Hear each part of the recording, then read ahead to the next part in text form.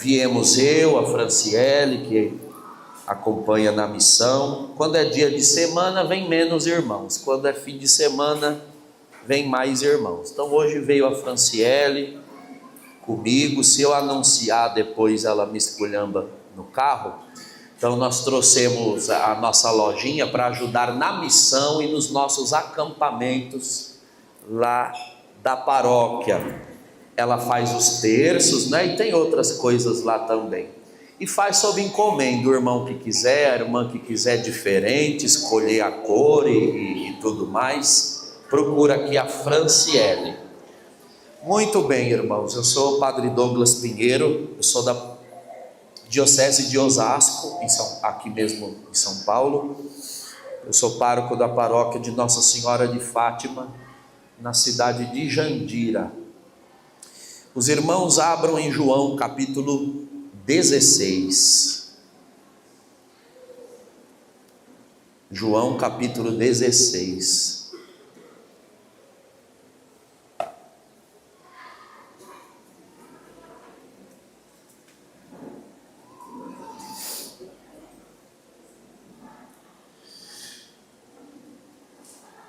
Nós chegamos ontem, já tivemos um momento com a comunidade, hoje aqui no grupo de oração.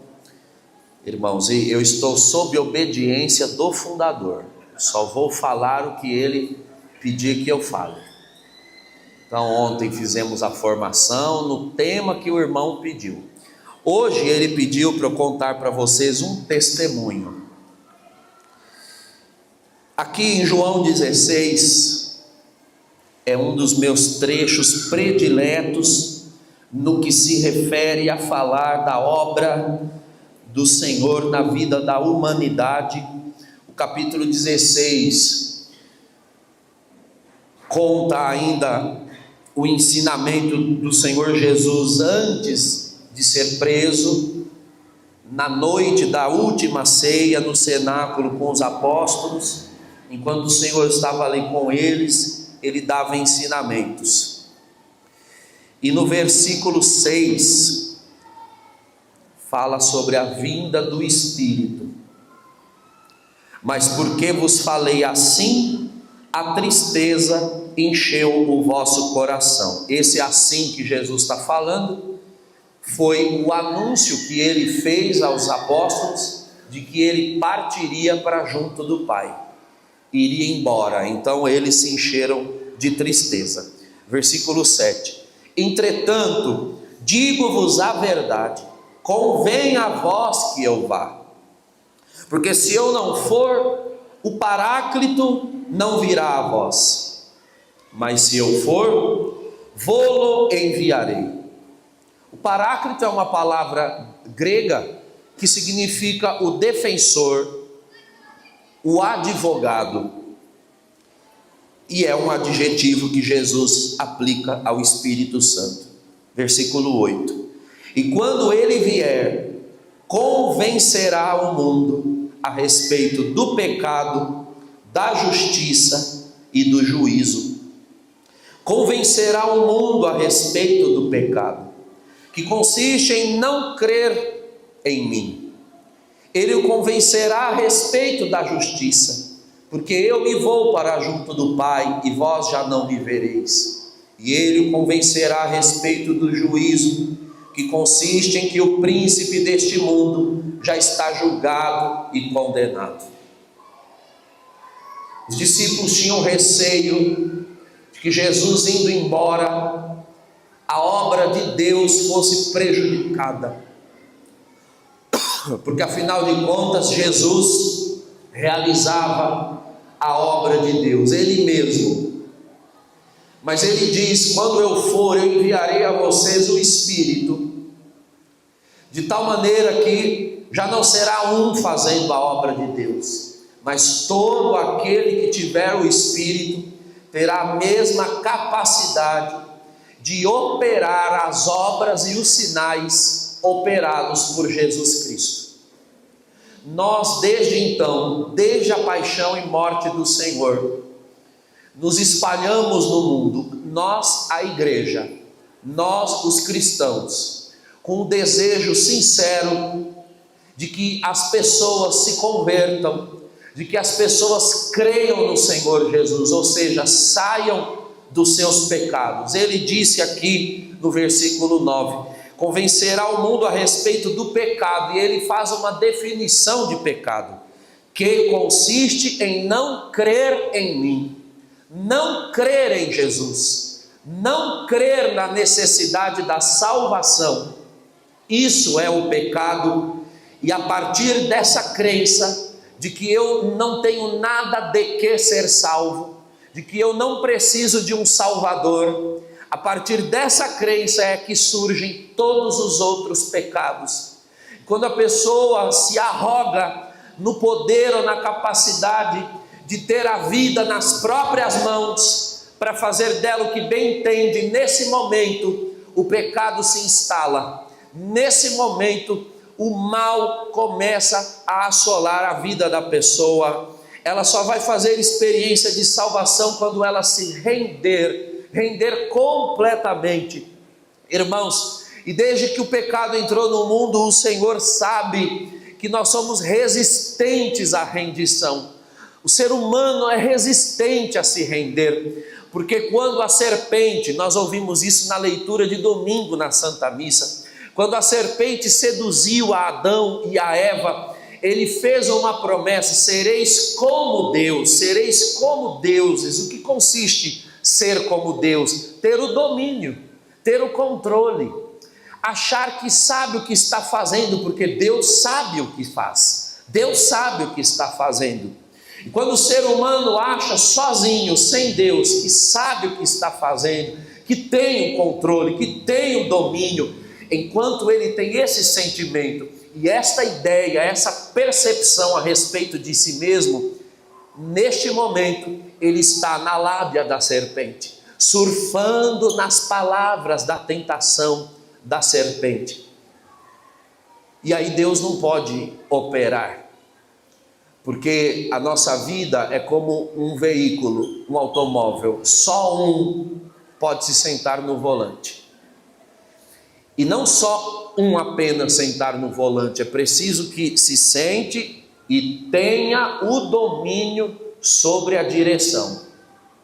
Porque tão ruim quanto não ter o domínio é estar no domínio e alguém do lado azucrinando as ideias, dizendo como é que você tem que dirigir ou não.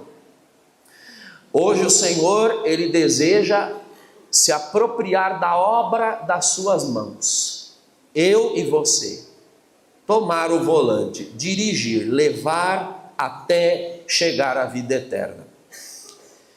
Eu acredito que muitos de vocês, assim como eu, cresceram num lar cristão. Alguns não, mas a maioria de nós, católicos, crescemos num lar católico onde os nossos pais nos transmitem os rudimentos da fé. Nos levam para o batismo, nos levam para a catequese, nos ensinam a rezar. Acontece, irmãos, que o cristianismo, ele não é um ensinamento. O cristianismo é uma experiência. Se o cristianismo fosse apenas um ensinamento, bastaria o ensino dos pais, a educação católica transmitida, a catequese recebida, e todos já seriam católicos esmerados e exemplares. E não é essa a verdade ao nosso redor. Muitos são batizados, crescem num lar católico, mas vivem como pagãos, porque o cristianismo não é um ensinamento. Às vezes custa um pouco algumas pessoas entenderem isso. Pais e mães geralmente sofrem muito por falta de compreensão dessa verdade, porque quando os filhos se desviam, eles querem justificar a sua indignação no fato de terem ensinado a fé. Mas eu ensinei, sinto muito. O cristianismo não é um ensino. O cristianismo é uma pessoa. Ou se conhece ou não se conhece. Você apresenta uma pessoa, mas querer estar com ela, falar com ela e ter relacionamento, amizade com ela é decisão pessoal. Não depende daqueles que te apresentam. Aqui está fulano, esse é cicrano. Apresentar é uma coisa, estabelecer vínculo é outra. É uma decisão. É necessário baixar a resistência. Eu também cresci num lar católico. Eu sou filho de pais nordestinos, bem tradicionais, que ensinaram a mim e aos meus irmãos a fé católica desde cedo. Nós nascemos ali em Osasco, meus pais vieram ainda nos anos 60 para São Paulo, o pai veio nos anos 60, a mãe veio depois, o pai foi buscá-la lá no Ceará, se casaram e vieram para cá. E constituíram família, eu sou o caçula dos 3 irmãos. Nós crescemos ali, num lar de práticas católicas. A mãe e o pai, graças a Deus, ainda hoje vivos, com saúde, sabem do que eu estou dizendo e conhecem esse testemunho. Eu sempre fui uma criança muito caseira e muito CDF, gostava muito de ler, estudar, aprender, muito curioso. Como o nosso lar era um lar católico, o assunto que se respirava dentro de casa era religião. Obviamente, catolicismo. Mas em nós existe sempre aquele pensamento de que talvez a grama alheia seja mais verde. Eu tinha muita curiosidade a respeito de coisas espirituais. O meu maior sonho, desde pequeno, era poder ver um negócio. Eu queria muito ver um negócio, uma alma, um vulto, um satanás, um demônio, uma coisa voando, uma porta abrindo e fechando sozinho, uma coisa flutuando, qualquer coisa. O meu sonho era ver um negócio. Tem gente que tem pavor dessas coisas. Eu, se eu ouvisse falar, ia correndo para cima. Eu tinha um sonho, mas um sonho mesmo, de ter acesso ao mundo espiritual, às coisas espirituais. Mas, como eu disse há pouco, a gente vai crescendo na Igreja Católica e dependendo do cenário, dependendo da espiritualidade, não é? Em que a gente é educado, a gente tem a impressão de que o catolicismo não passa de uma formalidade. O que era a Igreja Católica para mim, desde pequeno? Um padre estrangeiro, todo domingo na igreja, que a gente, a cada 10 palavras dele, nós não entendíamos 12. Uma missa extremamente enfadonha, com aqueles cantos bem parecidos com as músicas do Chaves. A minha parte predileta da missa era aquela assim: ide em paz e o Senhor vos acompanhe. Ah, graças a Deus. O meu graças a Deus era contundente. E depois o que é que tinha? Terço, novena, procissão,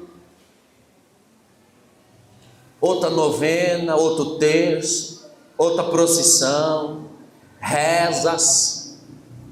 Era isso. A hóstia é sempre branca, a Bíblia é sempre Bíblia, o padre é sempre padre, tudo é sempre igual. Uma grande monotonia.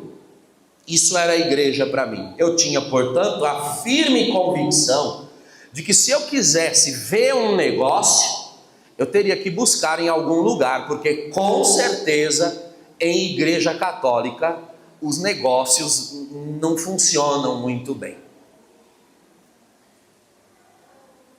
O tempo foi passando e eu conheci alguns amigos de escola, e na escola a gente conhece amigos de todo tipo.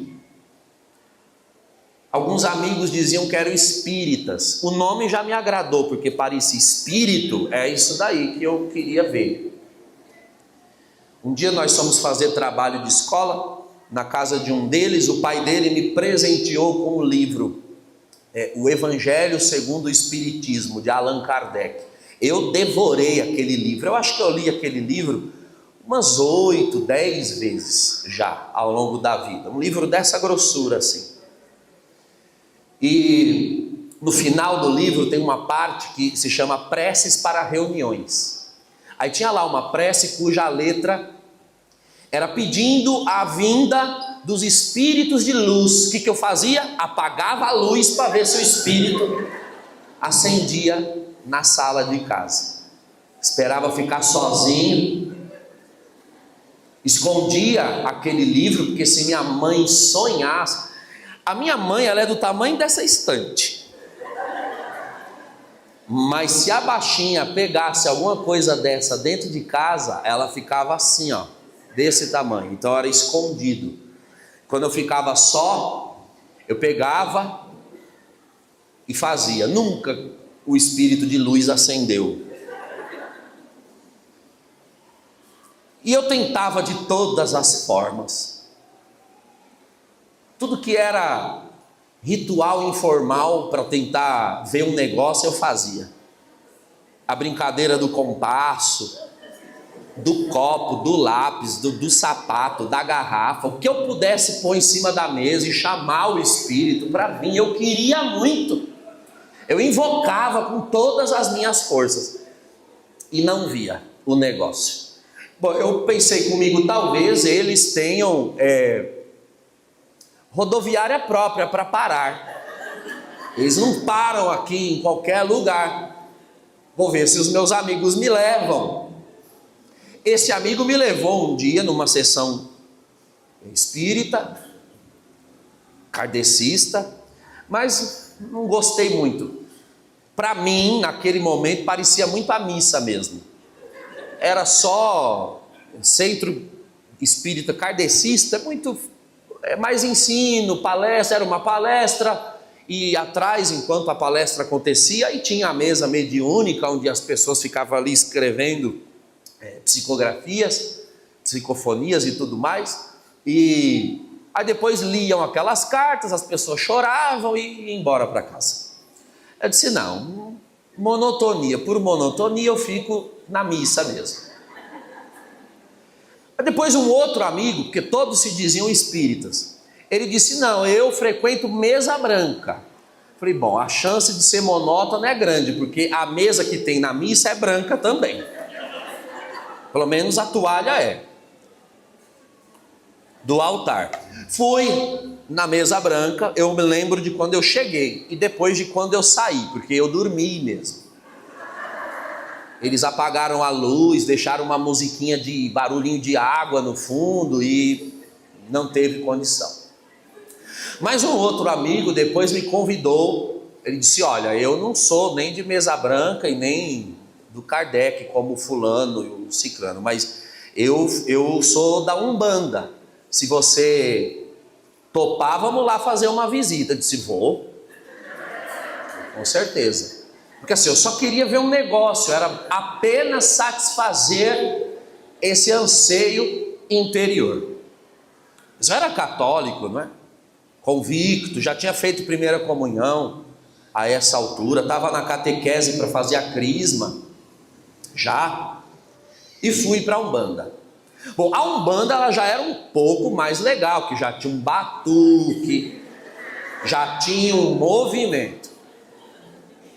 Eles iam fazendo as rezas e tudo mais. A primeira tiazinha que se chacoalhou, eu disse, aí é um negócio. Quando ela terminou de se chacoalhar, chacoalhou outra, chacoalhou mais outra, e começou a chacoalhação. Eu disse, que bagulho muito louco. Era isso que eu queria, me arrepiava todinho. Aí eu lembro que tinha um momento que você podia entrar ali, né, no congá, para receber os passes. Eu estava entrando assim, uma pessoa do meu lado chacoalhou também, que eles descem sem plano de voo, né? A pessoa tá boazinha, de repente ela dá um grito assim. Eu me arrepiava todo dia. É muito louco. Isso daqui é um negócio. Fui lá tomar passes e gostei porque a pessoa lá incorporada ainda adivinhavam as coisas da sua vida. Aí tem um negócio, com certeza tá aqui no couro dela, tá aqui em algum lugar, tem um negócio aqui. Gostei da Umbanda, agradeci o meu amigo. Olha, muito obrigado, finalmente uma coisa forte, assim, realmente foi bom. Ele disse, não, vamos voltar, vamos mais vezes. Eu falei, eu vou, assim, eu sou católico, mas eu topo voltar mais alguma vez para ver o negócio, porque era bom. Eu voltei mais uma vez, aí eu resolvi voltar mais uma outra só, depois mais uma. Aí já fiz uns amigos, já fiz outros.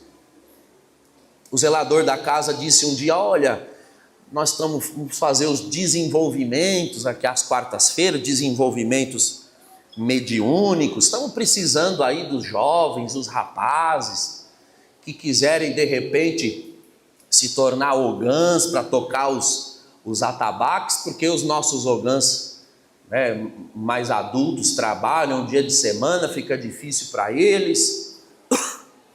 Bom, eu sou músico desde os 7 anos, tenho uma boa coordenação motora, ouvido musical. Se eu já estava indo algumas vezes na Umbanda, se eu pegar esse negócio com os toques que eu ouvi, eu toco e saí assim, ó. Fui lá, fiz um teste, passei de primeira e comecei a tocar nos desenvolvimentos. Mas assim, eu era católico. Eu já tinha feito primeira comunhão, eu tomava hóstia. Eu comecei a tocar na Umbanda e assim, a Umbanda ela me incomodava um pouco, porque no início das sessões se rezava Pai Nosso, Ave Maria, aquilo me lembrava a minha mãe, que não podia sonhar que eu estava indo na Umbanda, porque eu já expliquei, né? A baixinha não podia sonhar.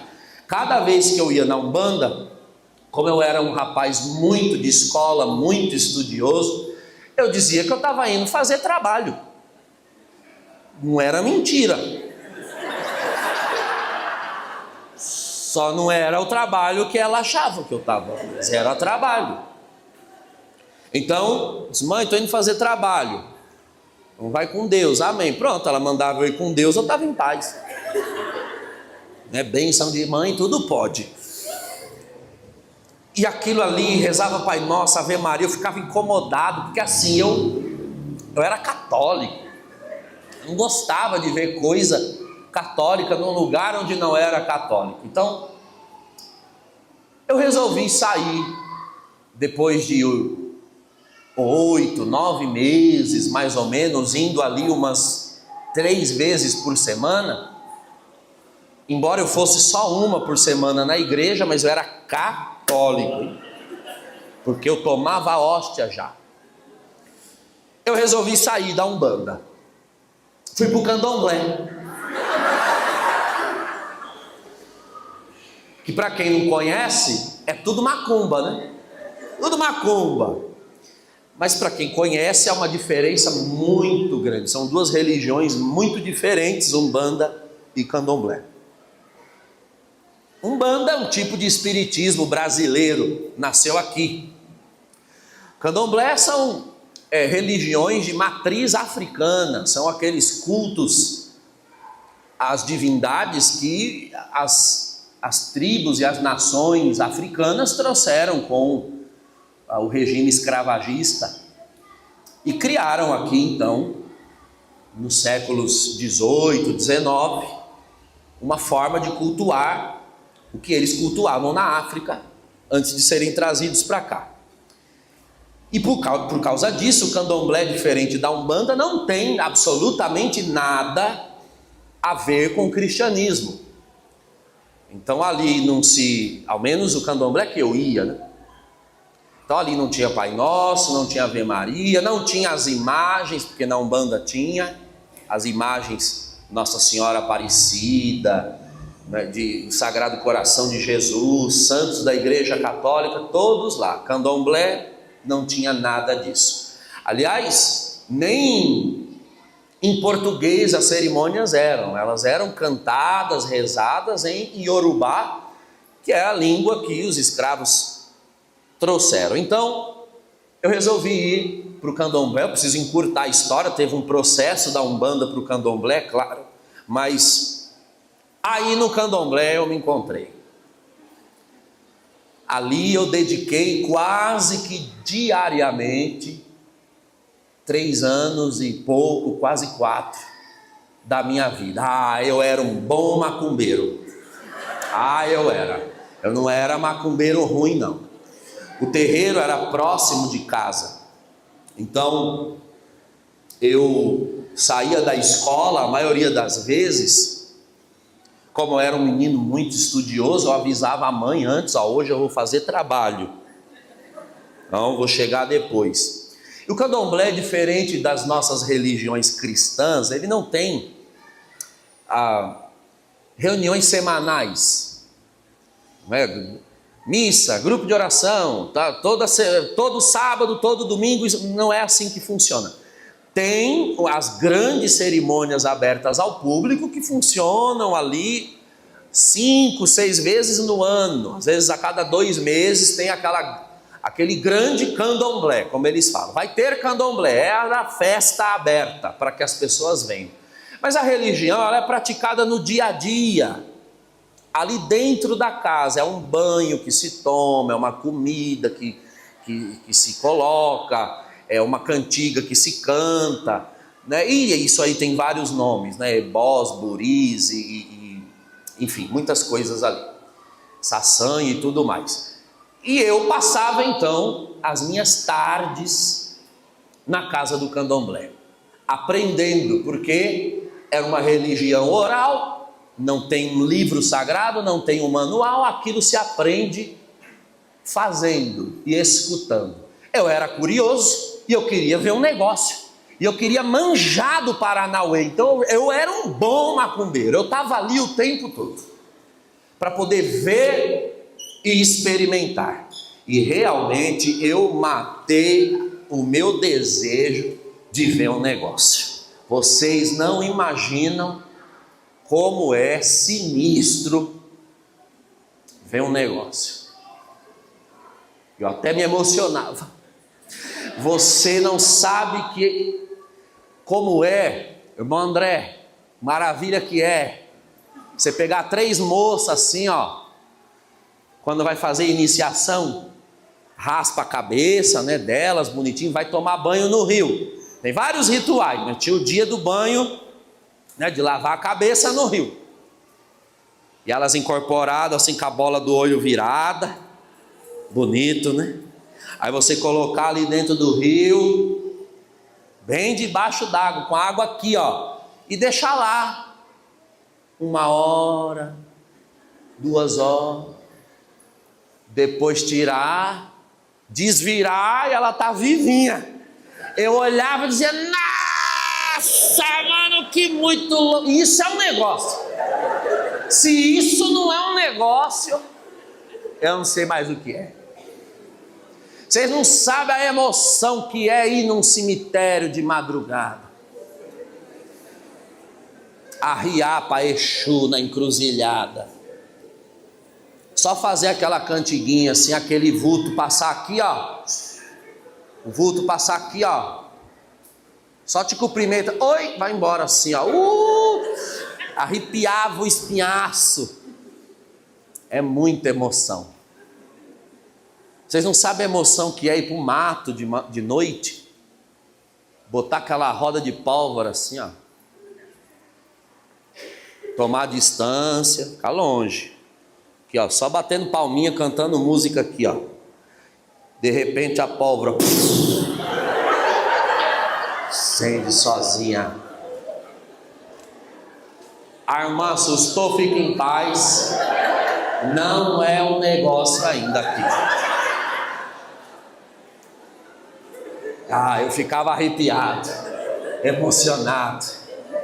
Era um negócio, todo dia de um negócio. Bom, lá no Candomblé, depois foi feito um jogo, né? Embora eu tivesse vindo da Umbanda, não chega pronto assim na casa. É a mãe de santo que vai ver o que você vai ser ou fazer ali dentro da religião. Então ela foi jogar os búzios, popularmente conhecido como búzios, né? Ali chama Merim de Logum. Foi jogar e disse: você... Existe algo que nós sempre falamos em formações no Ministério de Libertação. Há mistérios que no mundo espiritual Deus tem no seu desígnio, e ninguém pode roubar do desígnio de Deus. Só que misteriosamente, por uma razão que nós não compreendemos agora, Satanás sabe de algumas coisas que Deus tem planejado. Ele tem uma visão, ele vê como que sombras do plano de Deus. É óbvio que ele não vê o plano perfeito, porque ele não é Deus. Mas eu me lembro que ela foi fazer o jogo e disse: você tocava lá na Umbanda, mas não por isso, aqui você vai tocar também. Porque eu estou vendo aqui no jogo que você veio para esse mundo para trazer o Orum para o Ayê com as mãos. Orum é céu, Ayê é terra. Ela dizia: você veio para esse mundo para trazer o céu para a terra com as mãos. Tem coisa que até o diabo é obrigado a confessar, quando Deus tem planos, né? Eu me lembro um dia que ela fez um jogo lá para mim e jogava, achava estranho, recolhia, jogava de novo. Eu disse: o que foi, mãe? Estou vendo aqui uma coisa do seu futuro. E ela jogava de novo. Eu disse: pronto, ela não joga e não fala, vou morrer, com certeza. É uma coisa ruim? Não, é que é uma coisa que eu não estou entendendo. Eu estou vendo que no seu futuro vai entrar uma mulher na sua vida. Eu já gostei. Vai entrar uma mulher na sua vida, mas você vai viver o resto da vida, na verdade, para cuidar do filho dela. Obrigado, mãe. Obrigado que a senhora entrou na minha vida para eu cuidar do filho dela. Bom, mas tem coisas que são misteriosas. Quando Deus tem um plano, ele pode ficar em paz, porque ele não vai perder. Bom, eu ia ao Candomblé, continuava frequentando o Candomblé e gostava. Eu deixo isso sempre muito claro. Eu não saí de lá porque tenham me decepcionado, porque tenham me feito algo de ruim. Ali eu tinha amigos, ali eu tinha uma família, ali eu tinha um ambiente agradável. Talvez, quando você está orando pela conversão de alguém, e esse alguém não dá indício nenhum de que vá se converter, porque está feliz no seu pecado, você tem a impressão de que ela está muito longe de ser transformada. O que foi que nós lemos aqui? Quando o Espírito vier, ele convencerá. Não é você, não sou eu, é o Espírito do Senhor. O Espírito do Senhor. Vocês sabem que quando a gente está em escola, as amizades elas vão se intensificando mais ou menos, né? Tem uma época que você tem um mais chegado, depois um outro é mais chegado, e assim vai. O tempo foi passando, mesmo eu já no Candomblé, eu comecei a ficar mais próximo de um amigo que era evangélico. Fazíamos muito trabalho de escola juntos. E nos encontrávamos bastante, inclusive porque ele é primo do meu cunhado, esposo da minha irmã. Então, às vezes, em coisas de família, fim de semana, a gente acabava se encontrando. Mas ele era desses evangélicos bem arrogantes, sabe? Intransigentes, que gostam de te cutucar. E assim, vocês já perceberam que eu era católico. Isso eu tomava hóstia. E ele vinha afrontar e falar da igreja, e começava a falar coisas da igreja dele. Não sei quem recebeu dom de novas línguas, não sei o que Deus falou na boca do ancião, do cooperador. Eu disse, mas que bagulho é esse? Que eu não admito que eu sou católico. Em igreja de crente tem a coisa que não tem na minha. Eu vou perguntar para minha mãe. Minha mãe era o meu oráculo católico em casa. Eu disse, mãe, na nossa igreja não tem negócio assim que o fulano falou, que um cara na igreja fala a vida dos outros, assim, adivinha a vida dos outros no microfone. Isso existe? Ela existe. Chama renovação carismática. Por isso muito me interessa. Conte-me mais. Eu pensando comigo, pô, quer dizer que na igreja católica tem um grupo onde o povo também tem uns poderes para adivinhar a vida dos outros, né? Revelação, né? Eu chamava adivinhar a vida dos outros. Macumbeiro, né? Pensei comigo, puxa vida, eu ogã, tocando a tabaco, as minas já me pagam um pau. Porque sempre tinha um esqueminha, né? Músico chama atenção em qualquer religião, porque tá ali na frente. E aí falei, se além de tocar tabaco eu aprender a adivinhar a vida dos outros lá na carismática, aí ninguém me segura nesse terreiro. Perguntei para minha mãe, mas onde que tem essa carismática aí aqui na paróquia? É de sábado à noite, depois da missa, o grupo de oração. Eu disse, grupo de oração? Vou dizer para vocês, quando você não é de igreja, essa expressão grupo de oração não ajuda, sabia? Ela não ajuda. Porque o que vem na cabeça quando você ouve a primeira vez grupo de oração? Véia rezando terço e tossindo. A reunião do pigarro e da tosse. E com a fita vermelha no pescoço, não é? É isso que a gente imagina. É o apostolado da oração. Mas você imagina um adolescente, não curte esses negócios, ainda vai para o grupo de oração. Era o que eu imaginava. Mas grupo de oração não é aquele negócio de velha, mãe? Não, é grupo de oração da renovação carismática. Carismática era mais legal. Umas vogais abertas. Carismática, lembrava? Candomblé. Vogais abertas. Uau! Fica a dica para os evangelistas e criar uma outra palavra. Grupo de oração me ajudava. Eu resolvi ir no grupo de oração. Aí cheguei na igreja, vou dizer para vocês como foi a minha primeira experiência na vida dentro de um grupo de oração. Cheguei, sentei no fundo, né? Que a pessoa que ela não é de igreja, ela já procura sentar no fundo, para não aparecer. Sentei lá no fundo, o ministério começou a tocar, cantar, louvorzinho. Eu era católico, né? Eu conhecia algumas músicas, da catequese eu lembrava. O Senhor é Rei, esse negocinho assim. Até a hora que esse povo começou a rezar. Deixa eu falar para vocês, a nossa diocese lá, a diocese de Osasco, assim, ela não é normal. Ela não é normal. Assim, a nossa renovação carismática, ela é pentecostal, sabe? Ela é crente. E o meu grupo de oração era crente dentro daquela paróquia. Então assim, o povo não rezava assim, ó, bonitinho, comportado. A hora que eles começaram a orar, já foi 5 neguinhos pro corredor da igreja e já começaram assim, ó. Aí um fazia assim, eu disse, é Xangô. É Xangô, eu tenho certeza. O outro fazia assim, ó, eu disse, é Obá. Eu disse, meu Deus. E os Os trator na língua dele. Trator, Xangô, Obá, Ogum. Aí o outro fazia assim. E berrava, e oram alto.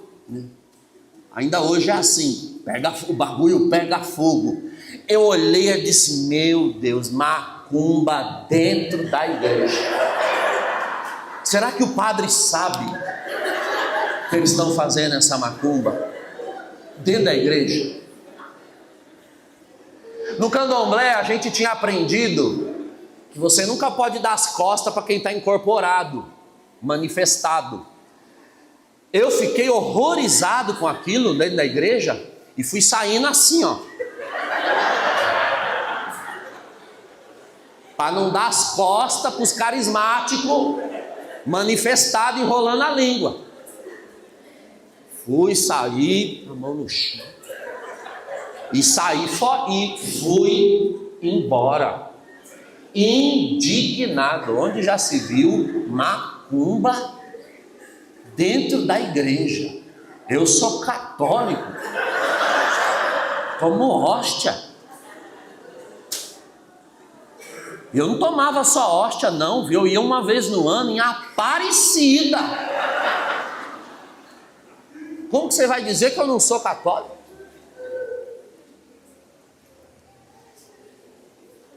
Tem muito católico assim, né, irmãos? Fui batizado, tomo hóstia e vou em Aparecida. Grande coisa. A Deus você não engana. A mim você pode enganar.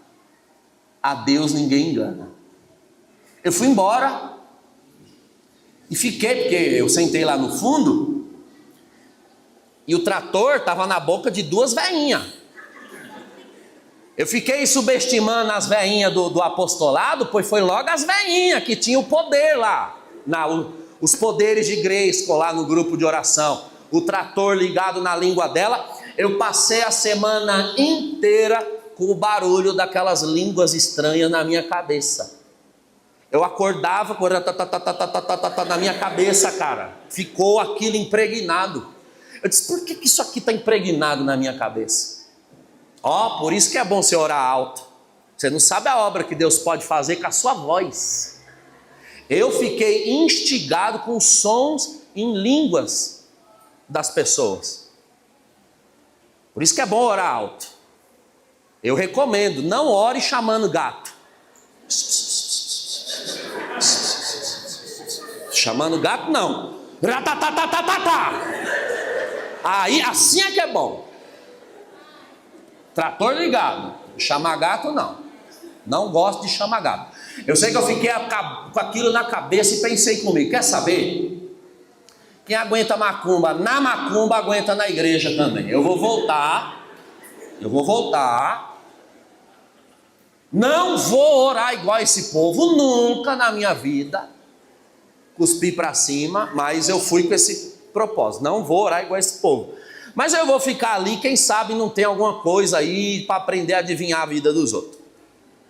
Bom, isso foi no ano 2000. Fazer 25 anos. Virou o ano, eu me crismei, que eu era católico. Crismei em novembro, muito católico. Em dezembro eu fui em Aparecida. Bom, em janeiro, a gente já tinha feito o primeiro candomblé do ano, eu muito feliz, mas eu era católico, viu? Fiquem tranquilos. Já tínhamos feito água, pilão de Oxalá, as águas, tudo começado, tudo no candomblé. Mas eu fui no grupo de oração e eles começaram a dar os avisos no final. Olha, mês que vem, fevereiro, nos dias 12, 13 e 14 de fevereiro, nós vamos ter nosso retiro de carnaval. Vai ser no ginásio tal, aqui, de tal horário a tal horário. Foram dando os avisos, né? Aí eu cheguei em casa, olhei no calendário, não tinha celular, viu? Os jovens não sabem, mas já existiu uma época da história que não havia celular. Cheguei em casa, olhei no calendário e vi 12, 13, 14. Era domingo, segunda e terça. Só tinha candomblé na quarta. Disse, eu vou no retiro. de carnaval. Como era 3 dias inteiros, então eu fui comprar o meu fardamento de carismático, que era para me esconder na multidão, porque eu sou uma pessoa observadora. Então eu percebi que o carismático mesmo, ele tem a fantasia dele. Tem a fantasia dele. Então fui na loja, comprei uma Bíblia marrom para pôr no sovaco e ir para o retiro. Camiseta de igreja tem que ter um santo, uma frase, um versículo, uma coisa, uma Nossa Senhora, Santa Terezinha, um Jesus gigante, que é para todo mundo ver que você é da igreja. Fui lá e comprei. E um terço preto, de preferência, enrolado na mão. Aprendi os códigos, tudo direitinho. Eu gostei da igreja, porque ninguém tem nome na igreja, é só irmão, irmã, acabou. Eu sou péssimo para nome até hoje. Então já aprendi os códigos. Ô irmão, a paz de Jesus, pronto, sabia.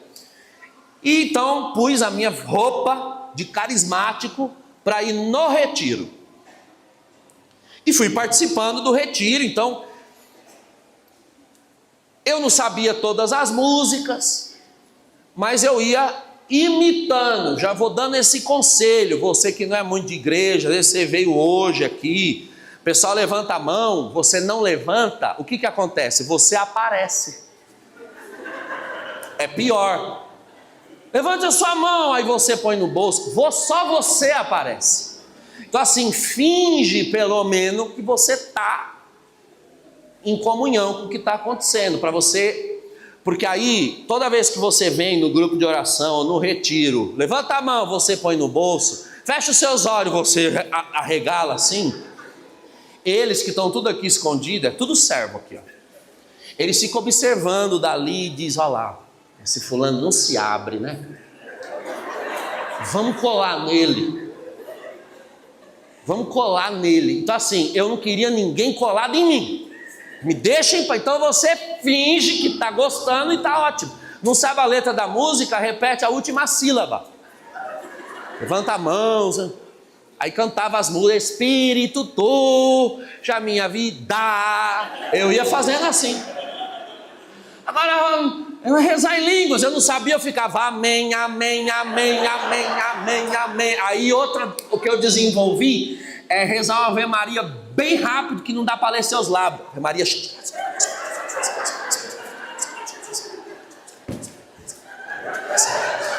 Porque lá o povo só ora, lá na minha paróquia só ora sapateando e dando glória. Ave Maria cheia de graça. Então assim, ninguém ia me encher o saco. Eu era assim, o carismático, engajado no encontro, né? E de fato eu era católico, né?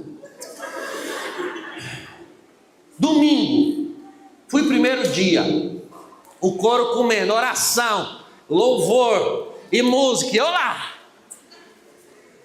Aí era uma veinha de novo, as veinhas são terríveis, era uma tiazinha do coque, o coque da saia, que a nossa renovação lá, tem as mulheres do coque e da saia, a tiazinha da revelação, do grupo de oração. Ela pegou o microfone e começou, então agora nós vamos orar, e começou, o senhor mostra aqui um casal, não sei o que, o senhor mostra aqui uma irmã, não sei o que, o senhor mostra aqui um rapaz, não sei o que lá. E o senhor me mostra aqui um jovem no nosso meio que você frequenta terreiro de candomblé, de macumbaria. E o senhor estava, aleluia, o senhor está falando, aleluia, para você renunciar que ele tem uma obra na sua vida. Eu estava na arquibancada lá assim, meu Deus, liberta esse jovem, Senhor, misericórdia. As minhas mãos, língua dos anjos, amém, amém, amém, amém, amém, amém, Ave Maria, cheia de graça, cheia de conosco, eu estava na comunhão. Imagina, gente, que era eu era católico, eu tomava hóstia. Não é verdade? Você que vem no grupo de oração, aí vão falar para se converter, imagina que é com você. Você vai em Aparecida, vai na missa domingo. Não era comigo, de jeito nenhum.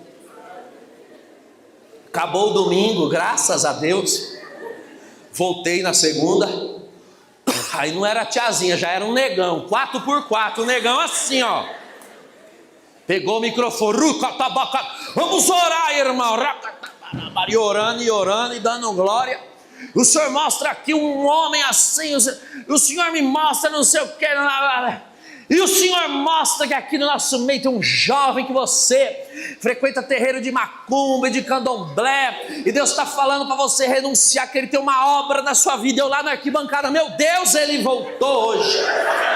Em misericórdia desse jovem, meu Deus. Ave Maria, cheia Senhor convosco, bendito sois vós entre as mulheres, bendito é o fruto as minhas mãos.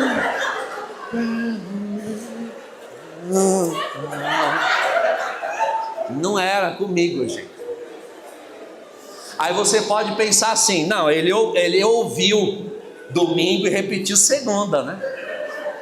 Só que não, porque esses encontros da RCC aberto, encontro aberto em ginásio é assim: vem uma banda, um ministério, ministra no dia, no outro dia é outra, e eles vão embora para ministrar em outro lugar. Naquela época era assim. Então o negão não estava domingo, mas estava na segunda. Bom, a oração acabou, graças a Deus, flui. Eu olhei da arquibancada, lá embaixo, assim, perto da quadra, tinha uma fila. Aí eu queria saber que fila era aquela, que eu não entendia muito as coisas da renovação, mas eu também não podia me fazer de ignorante, né? Aí eu cutuquei um irmão lá na arquibancada, sabia todos os códigos, né? Ô irmão, Pai Jesus, o que é aquela fila lá embaixo? É atendimento de oração, o SOS, que tinha na época, eles faziam durante os retiros, o retiro acontecendo, e o Ministério de Cura e Libertação, na época era chamado Secretaria Rafael, ia fazendo atendimento de oração. Atendimento de oração. Aí eu pensei comigo, faz tempo que eu não tomo um passe mesmo. Que no candomblé não tem passe, era só na Umbanda. Eu disse, eu vou tomar passe dos carismáticos. Fui para a fila. Fui para a fila ia andando, entrava uma pessoa, saía chorando. Entrava, saía chorando. Eu disse, tem alguma coisa aí que não está boa. Eles entram e saem chorando. Se é mulher, então era pior. Entra, sai chorando. Aí era outro irmão que estava na minha frente, eu cutuquei. Ô irmão, Pai Jesus. Engraçado, né? As pessoas entram, saem chorando. Será que eles estão batendo lá dentro? Aí ele riu. Irmão, mas é assim mesmo, né? Às vezes os irmãos que atendem na oração são muito usados por Deus. Às vezes Deus revela alguma coisa, a pessoa, né, desmorona mesmo, chora. Aí eu pensei comigo, ferrou. Minhas macumbas. Os carismáticos vai revelar minhas macumbas. Esse ginásio era perto da minha casa. Isso era um retiro de toda a região, mas ali o pessoal que estava na organização era o pessoal da minha paróquia, né, que eu era católico. Aí eu falei, pensei comigo, eu vou esperar esse senhor entrar, porque eu já falei, puxei assunto com ele, se ele ver eu sair vai ficar feio, mas quando ele entrar eu saio fora da fila. Aí ele entrou, é um corredor com várias salas, então ia desocupando e entrando. Ele entrou, quando eu ia sair, lá vem aquela menina, aquela gorda, que estava organizando aquela fila. Eu nunca esqueço da cara dela chegando e dizendo, pode entrar, irmãozinho, a última sala no corredor. E fui andando pro corredor, rezando na minha cabeça, meu Deus, que não tenha ninguém conhecido lá dentro. Quando eu cheguei na sala, eram as vizinhas lá de casa.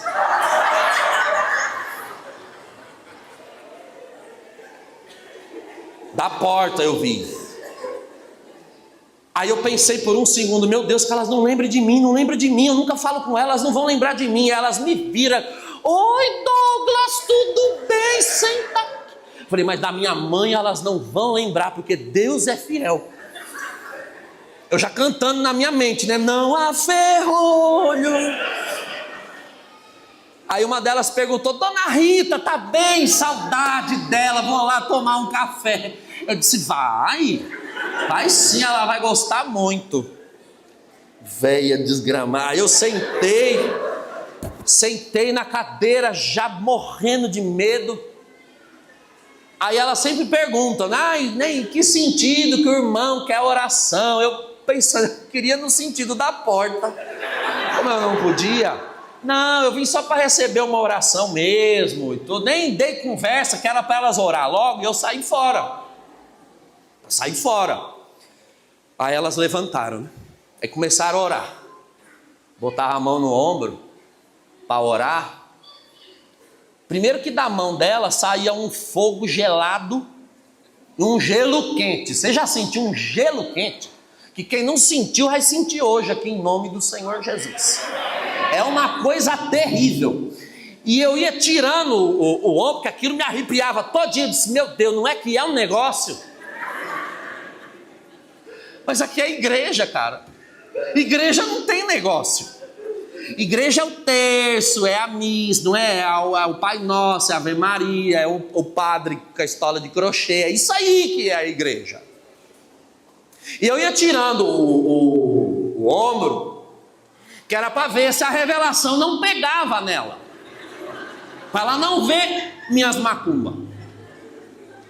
Aí eu falei: vai dar ruim isso aqui. Elas vão ver minhas macumbas, elas conhecem minha mãe, eu vou passar um vexame. E eu já estava montando um jeito de parar até, eu ia sumir. Eu ia embora do retiro e não ia mais aparecer no grupo de oração, obviamente. E talvez nem na igreja, né? Aí elas começaram a encerrar a oração com Ave Maria, que eles têm essa mania, né? Encerra com Ave Maria não acabava, eu ia rezando junto. Ai meu Deus, agora que é a hora da minha morte, amém. Aí ela olhou para mim e disse assim: olha irmão, o senhor manda dizer. Eu pensando comigo: o senhor manda dizer que é para você colocar o teu coração em paz, porque ele nunca na obra, na igreja, vai te envergonhar ou te constranger. É a única coisa que o Senhor manda te dizer: eu não vou te envergonhar. Levantei e fui embora antes que Deus mudasse de ideia. Dei a paz de Jesus para as irmãs, saí fora. Graças a Deus, o Espírito de Deus sabe lidar com cada um. Para uns ele é água viva, para outros ele é brisa, para outros ele é fogo, para outros ele é unção. E é o Espírito de Deus. Voltei na terça-feira, 14 de fevereiro de 2001, 8 da manhã, lotado, feriado. É o dia que mais vai gente no encontro. Quem não foi nos outros dias dá um jeito de ir no último. Fui para a arquibancada lotada.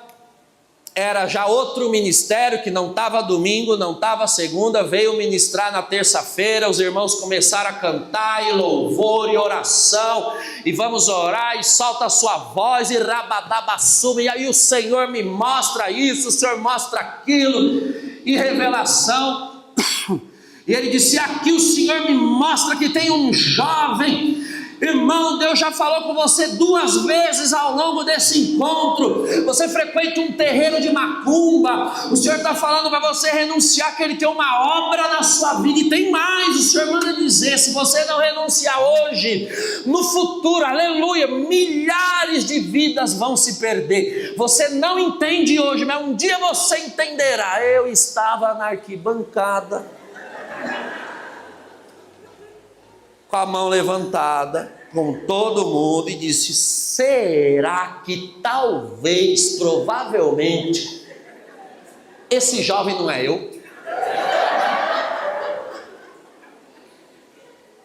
Que assim, está ficando feio. A oração acabou, chamaram o pregador, rezaram, não me lembro quem era pregador, não me lembro o que pregou, porque eu estava completamente irritado. Sentei na arquibancada e resolvi baixar a cabeça e falar com Deus aqui dentro, ó, aqui dentro da minha cabeça, e falei, fiz uma oração bem respeitosa. Eu disse: meu Deus, para de falar da minha vida para os outros, porque isso é fofoca e isso é muito feio. Aqui tem um jovem, aqui tem um jovem, que saco.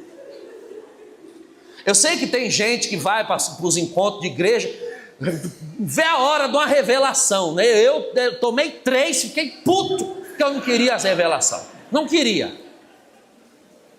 E eu disse para Deus o seguinte: eu gosto do candomblé, eu não estou fazendo mal para ninguém. Olha só a oração, preste atenção, a oração que o pagão faz quando ele acha que ele não precisa de salvação, não é? Que consiste em não crer em mim, diz o Senhor. É aquele que acha que não precisa de salvação, que já está salvo, já está pronto. A oração é mais ou menos assim: eu sou uma boa pessoa, eu nunca matei, eu nunca roubei, eu sou honesto, pago minhas contas, quando tem dinheiro, né? Pago minhas contas, eu não sou um bandido, porque é sempre assim. Para dizer que não precisa mudar de vida, você pensa em alguém pior do que você e usa a pessoa pior, o bandido, como parâmetro de humanidade. Bandido não é parâmetro de coisa nenhuma. Jesus é o parâmetro, mas dói olhar para ele, né? Dói, é melhor pensar no bandido, porque em relação ao bandido eu sou maravilhoso. Eu sou um bom filho, eu tiro boas notas, eu era estudioso, trabalhador. Imagina, não vou sair do candomblé. Só que tem o seguinte, Deus, vamos fazer o seguinte: eu não vou sair. Se o Senhor quer que eu saia, então o Senhor vem e me tira, mas eu não saio. Amém, Pai.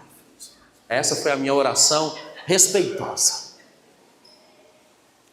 Deus sempre fica aguardando o mínimo de consentimento, o mínimo. Ele não precisa de todo, não. Basta o mínimo. É como uma enxurrada que, se encontrar uma brecha, ela vai passando e o resto ela esgarça. Terminou aquela pregação, era mais ou menos 10 da manhã. Uma irmã pegou o microfone, uma liderança, e disse: olha, os irmãos que estão aqui na arquibancada, vamos descer para a quadra, porque Deus nos deu a direção de fazer a oração de efusão do Espírito Santo. Eu não sabia o que era, mas quando ela falou Espírito, meu olho brilhou na hora. Espírito. Desci a arquibancada, fui para a linha de fundo da quadra. Aí o ministério começou a cantar e começaram a orar. Aí pelo menos cantaram uma música que eu conhecia, que era assim: Espírito, Espírito,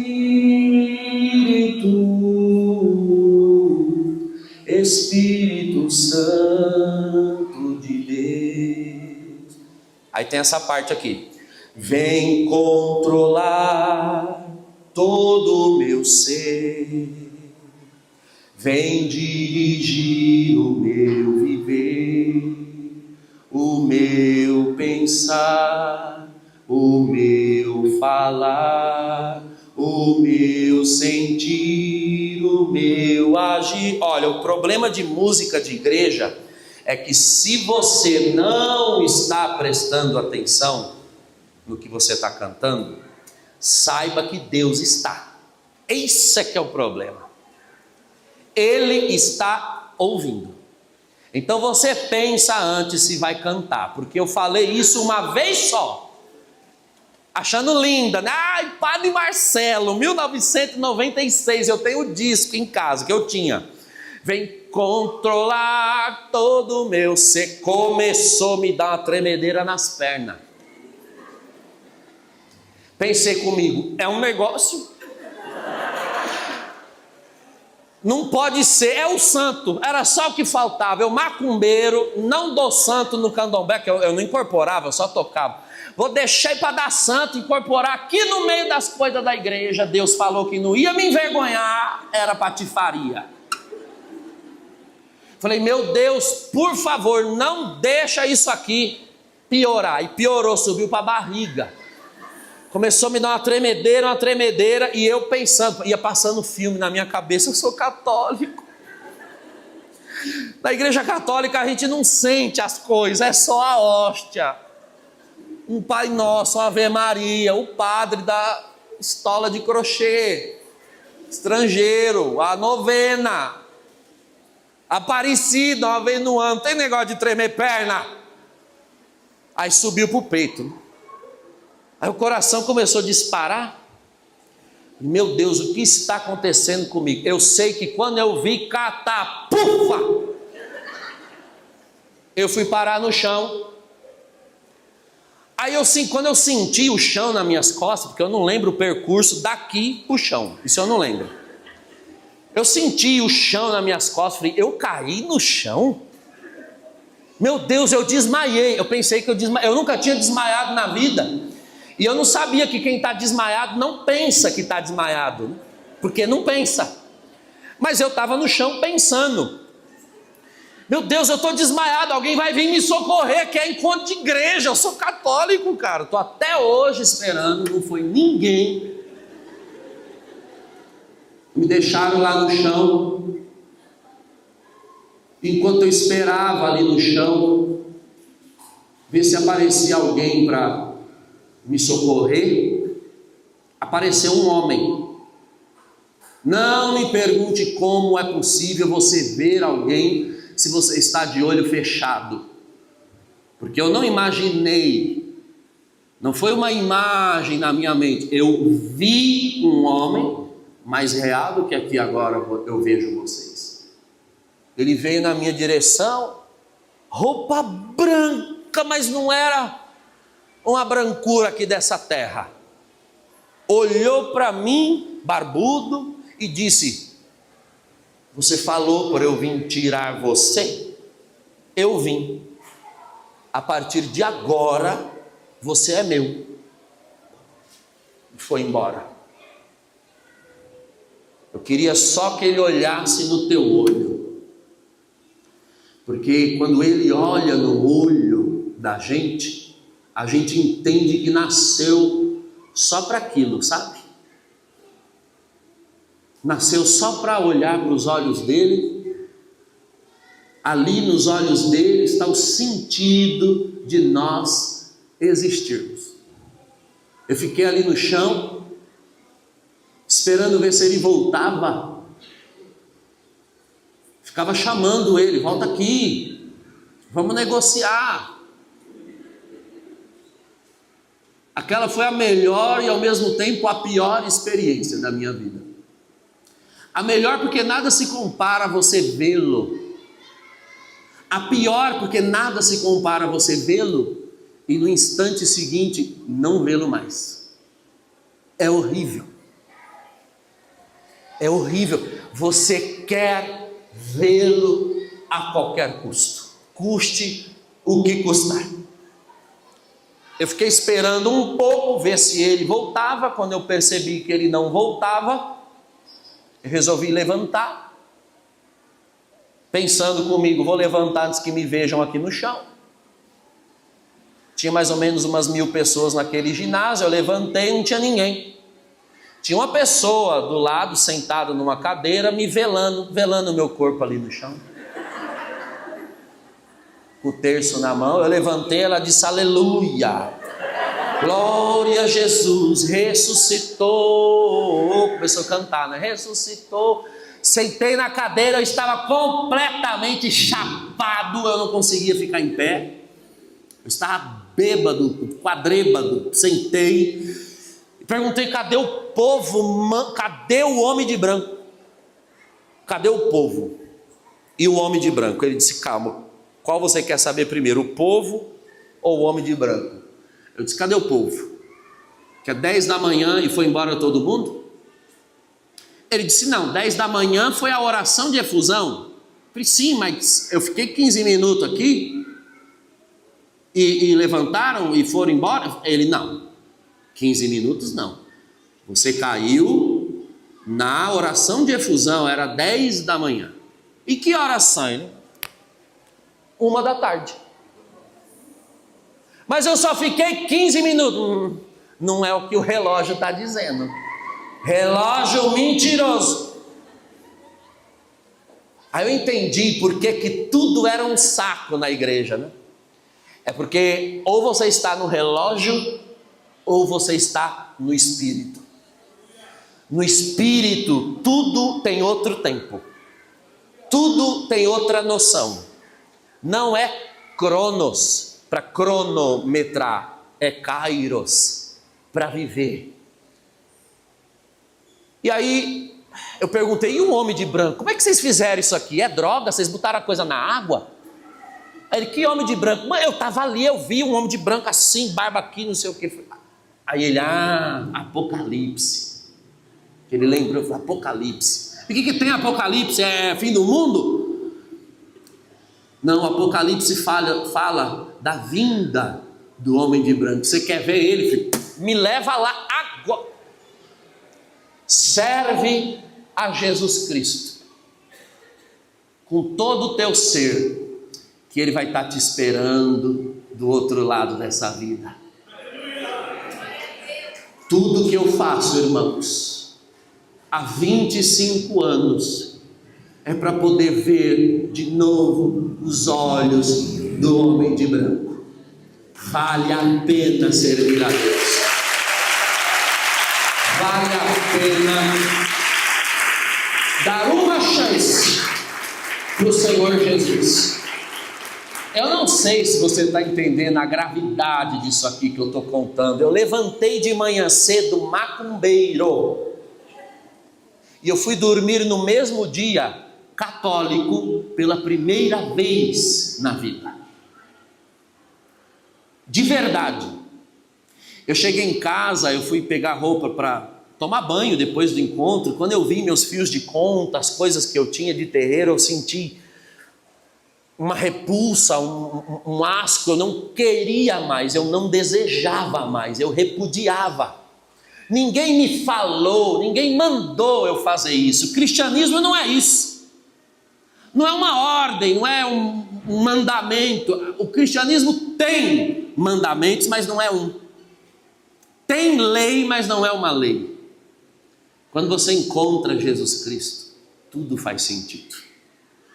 Sem o Espírito Santo não há convencimento de pecado. Nós precisamos hoje ser convencidos